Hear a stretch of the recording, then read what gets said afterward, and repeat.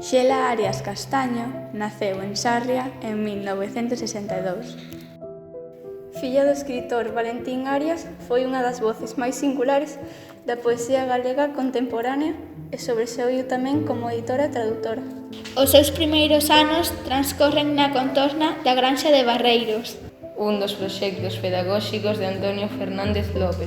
Xa que alí estudara e despois traballou como mestre o pai de Xela.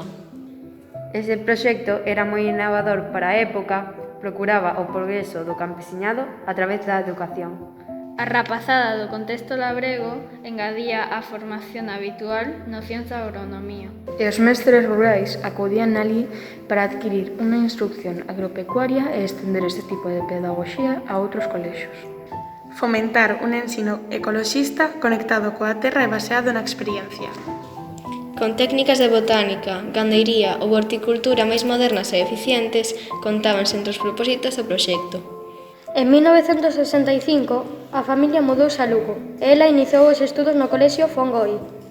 O Fongoi fora igualmente fundado polo mesmo Antonio Fernández, baixo o modelo educativo da chamada Institución Libre de Enseñanza. Innovador, ecoloxista, científico de coeducación. Baseado na tolerancia e no respecto. Ricardo Carballo Calero fora o primeiro director do centro. Xusto ata un ano antes de que Xela Arias comezase a existir. Por mor dos compromisos laborais do pai, trasladouse máis tarde á parroquia de Sardoma, en Vigo, onde rematou a ensinanza primaria. Desde moi nena, Xela, criada neste ambiente cultural e innovador, xa escribía. A obra Non ta mola é unha biografía na que a nena Xela conta diferentes momentos da súa vida, como de mudarse a Vigo. Meu pai ten un Land Rover e cando Marcos medre un pouco, meteremos as cousas dentro e iremos vivir á cidade. Xa estiven ali. Como as casas son de pisos, miña nai di que o noso terá unha boa terraza. E que nos a levar ao parque do tobogán. Faremos moitos amigos, porque está cheo de nenos. A ver. Terei que coidar do bebé un pouco. E ter conta dos coches. Aquí non hai coidado, case só pasa o de liña para Lugo. E temos xardíns e prados. A nena Xela, que sempre mantivo a lingua galega dentro e fora da casa, educábase con libros, tanto galegos como casteláns e portugueses, nos que lía con soltura e paixón. Axiña comezaría tamén a bosquexar os seus primeiros contiños. Aos 11 anos de idade gaña o 6º concurso de contos infantiles, o Facho co relato A fraga dos páxaros faladores e a fraga leopardicia. De 1976 a 1980 cursou o bacharelato e o COU no Instituto Castelao. Neste ano abandonou as aulas e comezou a traballar en Edicións Xerais de Galicia, xa que se desexaba e economicamente independente. Tiña un profundo coñecemento da lingua galega e era, desde nena, unha gran lectora. Alí desempeñou primeiro labores de administración e logo de corrección de estilo e de edición. Entre os seus traballos en Xerais destaca a súa participación na primeira colección de libros para público infantil e juvenil en galego, bautizada como Colección Xabarín, con títulos de autores galegos e traducións que a propia Xela fixo de autores da literatura universal. Desde 1982 deu a coñecer os seus poemas en recitais, festivais e xornais, revistas e fanzines, Dorna, Faro de Vigo, A Nosa Terra, Festa da Palabra Silenciada, etc. En 1986 foi finalista do premio Losada Diéguez, co seu primeiro libro Denuncia do Equilibrio. Cuestiono se o tempo monocorde o que acocha o misterio. El quen somos nós escribindo, bebendo, por non suicidarnos? Pois non saberíamos utilizalo desencanto para vencer a estalía. Arelo o volcán que se estenda e voe un pentagrama. Incomprensible. Arelo verdadeiramente a decadencia só por determe. E mirar, bocadiño, bocadiño. Que pasa? Como pasan os paxarinos azuis nidificando nas horas? Esas fotografías espalladas na azuliña. Solicito que o vento me espante como o verbo, e a palabra que a palabra e o verbo me espanten como o vento. Que ollos mirarán os meus ollos? E favor que me permitas esnaquizalas Estadías freadas. É que estou tan lonxe que xa non regreso. Non sei que fago cando me escribo, que convirto a noite en escalas de abrazos. E de lonxe os meus regresos desistinse. E agora que agardo de ti unha verba, e cando sei que xamais xa chegará, por que preguntarásme? Sábelo todo. O meu corpo é cheo de ti. Nós, tan inexistentes, somos cruéis. O amor morte antiga. Un término absoluto, un non existir, que é ser pleno, onde senón, morte a cadalo, estado lúcido da disolución.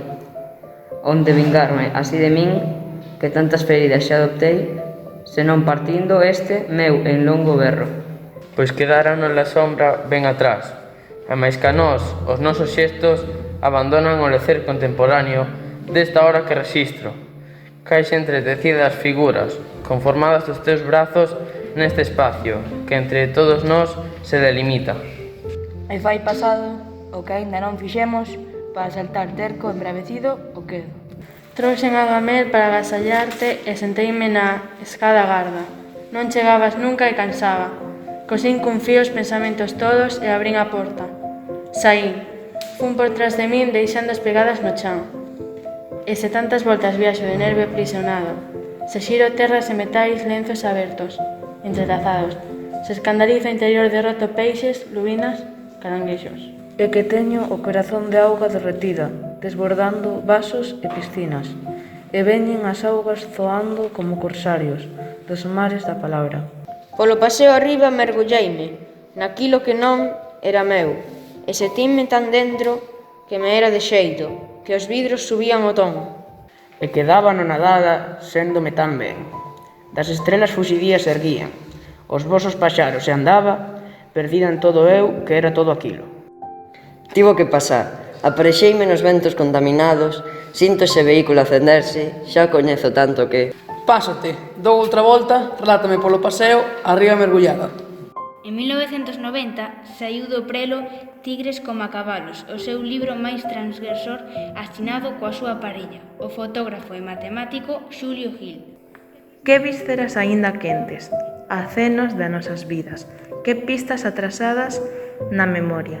Acóchome tras as túas pernas, deixa madura da soberbia. Asisto asombrada ao teu desexo e cedería o meu puñal pola túa furia. En 1996 saiu o poemario Daría o diario dedicado ao seu fillo. Todas as nais serán nais, e todos os fillos, fillos máis. Con perdón tamén, difiren as bandeiras entre sí os ríos. De 2003 é a súa derradeira obra Intemperio. Convirás tamén no prezo que che propoñen as procuras, pois volve, en ti, cando te vexas gabelas sombras, a observar o pasto debruzado. Garímate, brázate, e veiré a leve cun dedo a ferida, máis recente. Realízate no traballo e acoga a intención da sabotaxe, pois a religión destroza principio preciso e libertario. A unidade componse da desorde. Desordénome, amor, e dou co punto único do centro dos abrazos. Abrazo a desorde das ideas, e sei que a unidade se compón. A unidade compónse da desorde. Así, aquí, neste lenzo imaginado e suxestivo. Non me sei se non me trato. Aquí. Non me sei se non te trato. Aquí. Non te sei se non me trato. Aquí. Dalle un peso máis e mercalle as intencións. Sube no organigrama e salda a acción postulada. Conta de beneficios. Sempre alerta, despístate unha ollada, que eres libre un atado que se encanta e goza o mal gañado. Hai dereito ou engano. Tal cousa, na estructura do edificio, destruílo noxo, o que te anoxa. Como un fío de auga quixeras atravesalo todo, regato, nos cons da illa ben dotada. Pónselleme poética e di que vente as pegadas. Patética, poética, de sombra. Ambiciono o equilibrio dos extremos que tanto pesan a cada lado, pero sempre hai un gañador aunque perda. Exerceu un labor pioneiro no mundo da tradución, ao verter ao galego os textos de Gianni Rodari, Contos ao teléfono, Jorge Amado, O gato gaiado e a andoriña señá, Fernández Flores, O bosque animado. Roald Dahl, As bruxas, ou Bram Stoker, Drácula. Tamén participou na tradición de O Quixote de Cervantes ou Dublines de Joyce. O seu traballo como traductora fixo merecente de varios premios. O da Sociedade da Lingua Portuguesa, en 1977, Por amor de perdición, de Camilo Castelo Branco, o Ramón Cabanillas, 1994, por O derradeiro dos moicanos, de Fenimore Cooper, e postuamente O Plácido Castro, 2004, por Splin de París, Baudelaire. Foi membro da Asociación de Traductores Galegos e formou parte do Consello de Redacción de Viceversa, Revista Galega de Traducción. Sen abandonar as anteriores ocupacións, en 1991 retomou os estudos para cursar Filoloxía Hispánica na Universidade de Vigo e, posteriormente, Galego-Portugués. Desde 1999 exerceu a docencia en distintos institutos da xeografía galega.